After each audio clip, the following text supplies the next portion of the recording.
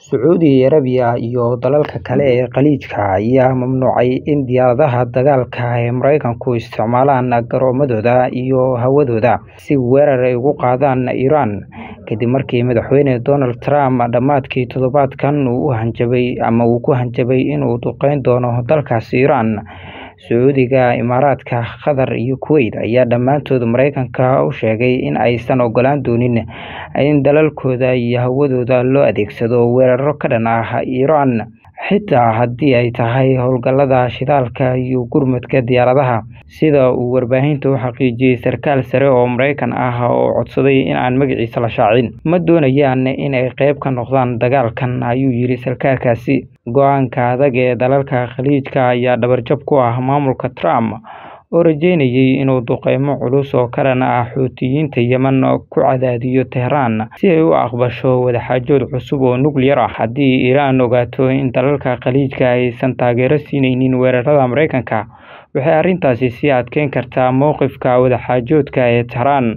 Markii hore, dalalka Khaliijka ayaa aad u dabacsanaa arrinta weerarada Xuutiyiinta Yemen, sida uu u sheegay sarkaal hore oo Mareykan ah oo xog ogaal u ah arrintaasi. Sarkaalkan ma shaacin dalalka loo adeegsaday saldhigyada duqeymahaasi. Maamulka Trump ayaa si weyn ugu dadaalayay inuu helo taageerada dalalka Khaliijka si uu u kordhiyo cadaadiska uu saarayo Iran.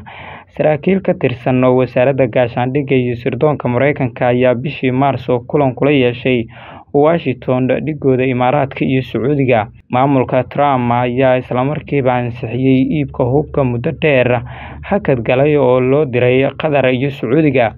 Doha ayaa ogolaatay inay iibsato diyaaradaha daroonka ah ee aan duuliyaha lahayn, halka Riyadh loo ogolaaday hubka gantaalaha aan hagaha lahayn in loo bedelo kuwa hagan.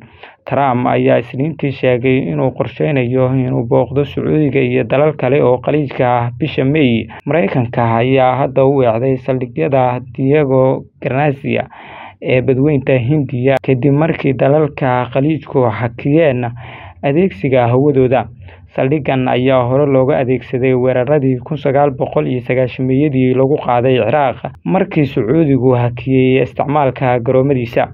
Diyaaradaha B-2 saldhigga Diego Garcia ayaa awood u leh inay qaadaan bamamka culus ee loo yaqaano Baska, kuwaasi oo burburin kara xarumaha nukliyeerka ee Iran. Iran ayaa hore digniin u siisay dalalka Khaliijka bishii Oktoobar 2024, iyadoo ku hanjabtay inay duqeyn doonto xarumahooda shidaalka haddii Israa'iil weerarto xarumaha tamarta ee Iran.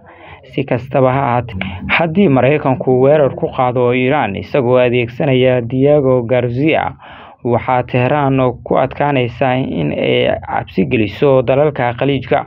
Warbixin uu qoray wargeyska The Telegraph ayaa sheegtay in taliyayaasha ciidamada dalka Iran lagu cadaadinayo inay weerar ka hortag ah ku qaadaan saldhigga Diego Garcia. Trump ayaa sii kordhiyay xiisadda gobolka, isagoo Sabtidii sheegay in Iran wajihi doonto duqeyn aysan weligeed arag haddii aysan aqbalin heshiiska cusub ee nukliyeerka.